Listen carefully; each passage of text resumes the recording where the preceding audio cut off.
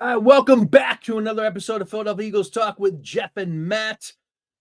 Minus Matt once again. We'll get into that in a moment. But listen, before we get started, first of all, thank you very much for our new subscribers that have jumped aboard. Thank you. I've seen some from even some of our NFC East, what do you want to call them? Enemies? Is that too strong a word? Brethren? I'll go with that. Who have jumped on as well. Because we're going to talk about the NFC East. How can you not? You know, we obviously are in what is the greatest division in football. And so we welcome Giants, Cowboys, and Commander fans to jump aboard because we'll be talking about you and your teams throughout the season. So, but especially, of course, for my fellow Bird fans, make sure you like and subscribe as we continue moving forward into the off season. So, again, I'm solo today as Matt is continuing to attend to some personal matters. And we expect him to be back hopefully next week. Till then, you're stuck with me. All right, so a couple of big things I would just want to touch on is, and basically what has developed over the last couple of weeks. Two things happen. Number one, Coach Sirianni has resigned or been extended by Jeffrey Lurie. Now, this is no surprise, everybody.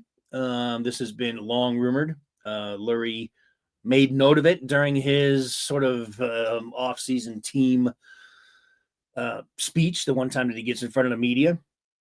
He alluded to it, and there's no details as far as how long the extension is or how much Sirianni is being paid, but you can bet the bottom dollar, literally, that it's going to be probably one of the top five coaches in the league in terms of annual salary. He certainly has earned it. It's been to 2 Super Bowls now in the last, 5 years. Won one of them, of course. And, he deserves to be amongst the most paid, highly paid coaches in the league. So how long it is, I don't know. You got to figure probably at least 3 years, maybe 4 to 5. Again, we don't know how long it is, but, I mean, just a typical coach's is roughly a 3 to 5 year contract. So I would say would fall within that range. And, it's a good thing. I mean, certainly if he was on the coach free agency market, he would definitely get quite a bit of interest. So Coach Sirianni remains. And obviously I wanted to just kind of go back a little bit in time because certainly on this program here, when I say this program again, for those of you new, my show has only been on YouTube for a year, and Matt joined me this year. But it has been part of the audio podcast family, your Spotify's and Apple and iHeartRadio and all that. I started about over 3 years ago, and I did it as a solo program. So oftentimes early on in Sirianni's career, I was very direct and quite critical of Sirianni and some of his coaching methods and just certain aspects of Sirianni that I didn't quite understand or like. But a lot of those have kind of been eroded. And I'm not just saying that because he's won a Super Bowl and he's been to a couple Super Bowls and he's had a lot of success. It was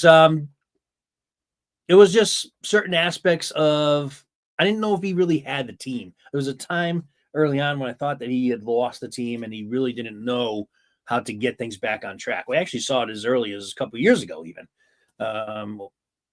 2 years ago when the Eagles just fell off the truck halfway through the season. Started off 10-1, didn't even make the playoffs and lost 6 of the last 7 games.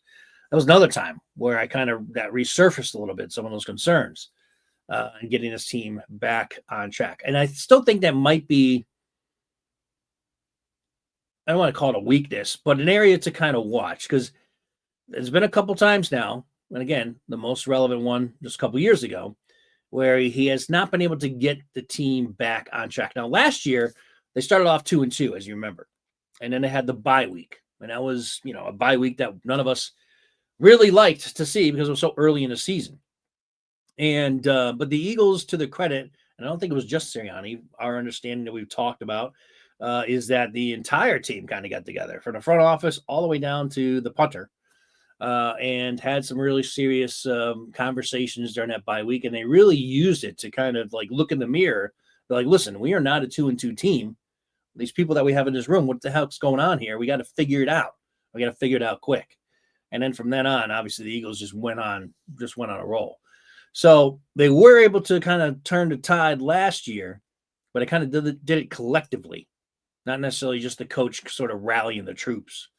So maybe that's their strategy going forward. And if it is, it's an effective one.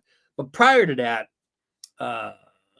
last year during the bye week, Sirianni has been unable to do that, unable to get the team out of a losing streak, whatever it may be, two games, 5 games, whatever.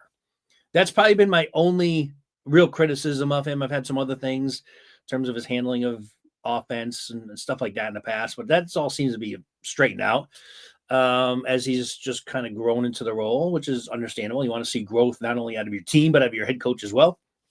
And we've seen that out of Sirianni.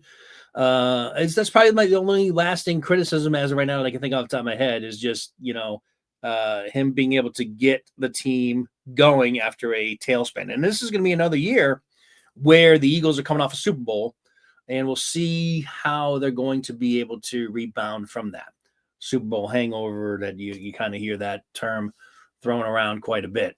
Will the Eagles have one this year? This is definitely not the year to have one because their schedule is insanely difficult.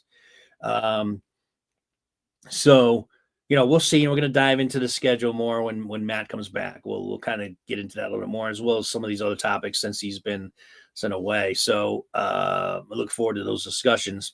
So, good news overall, though. Sirianni's one of the better coaches. He is kind of really – what's good about Sirianni is he has adopted the Philadelphia culture. And he's really done that from the beginning, and it's not just about wearing, the jerseys of the Eagles or T-shirts and even Phillies and Sixers stuff. That's more of a cosmetic thing that he's done. But really, he's adopted the persona, the personality, and the grit and grime and all that that makes Philly what Philly is. So, and he's done that when other teams in the league, especially in our division, can't stand him. That's when he's getting it done. So great news, getting Sirianni locked up. Again, if we are able to get any additional information in terms of how long it is or how much, for those of you who are interested, we'll pass that information along. But really, it doesn't really matter. We know that he's here for the next X number of years, and we're glad to have him. So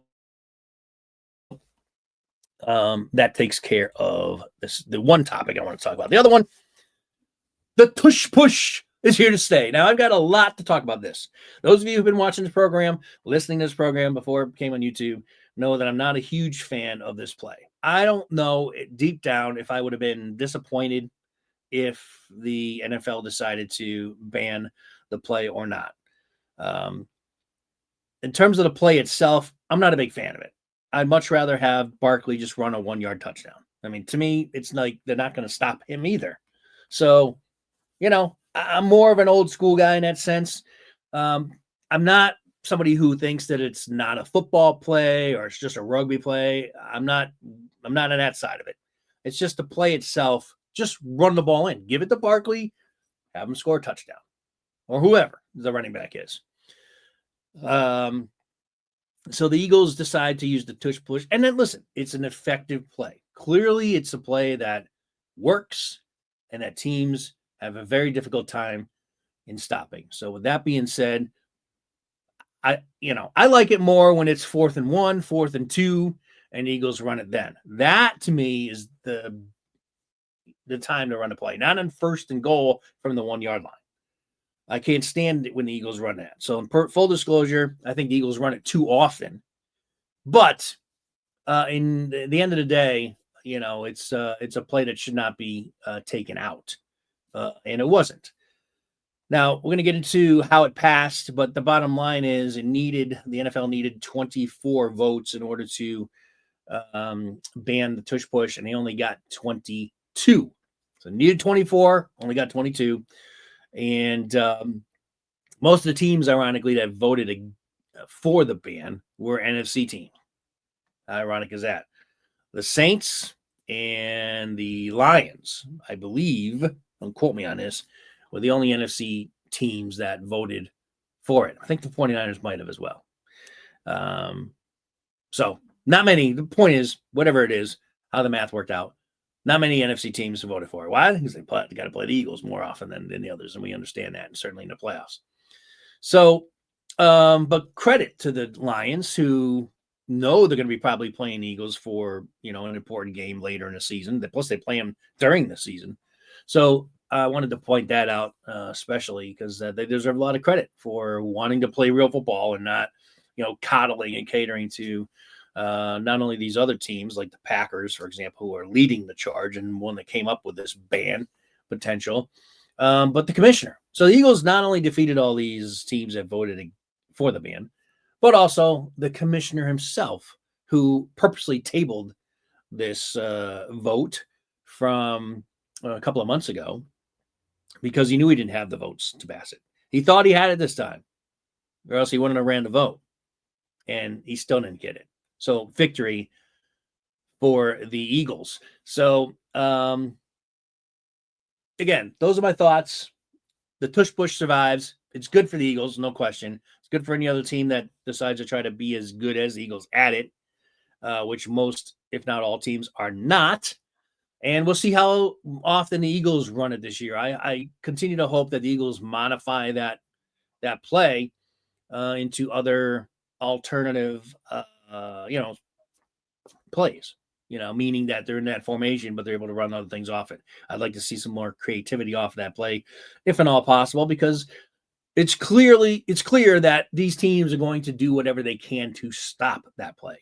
In the offseason, that's going to be one of the priorities of every single defensive coordinator, especially in NFC East and especially in NFC, to stop that play. So the Eagles, I think, need to counter that by being a little bit more creative in terms of how they run it. We'll see what happens with that. But that's what I'd like to see. And I also still like to see 1st and goal inside the 5 or inside the 3. Just run plays.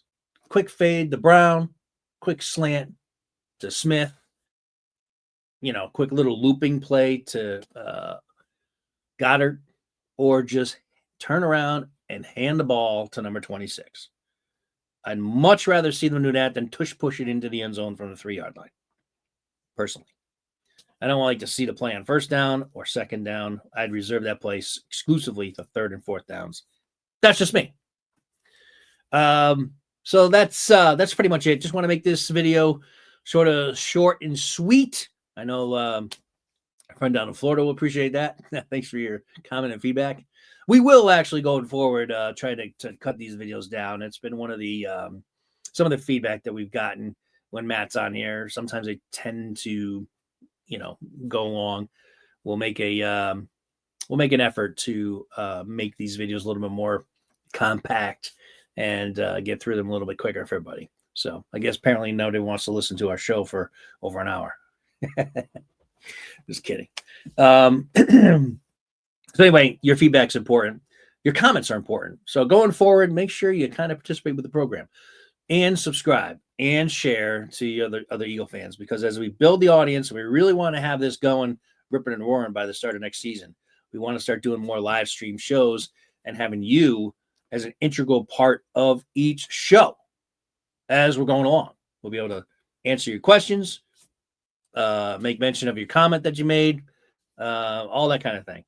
And that's really what this show is, the direction that we want to bring this show to. So with that being said, Matt will be back soon. And I will be back soon. We'll be returning in short time. So until then, again, hit the like, hit the subscribe, leave a comment, and go Birds. We'll be back to talk about many more Philadelphia Eagles related topics when we get back in the offseason. We got a lot of fun things planned. So again, make sure you're part of the plan here. All right. Till next time, go Birds, fly Eagles fly. Take care.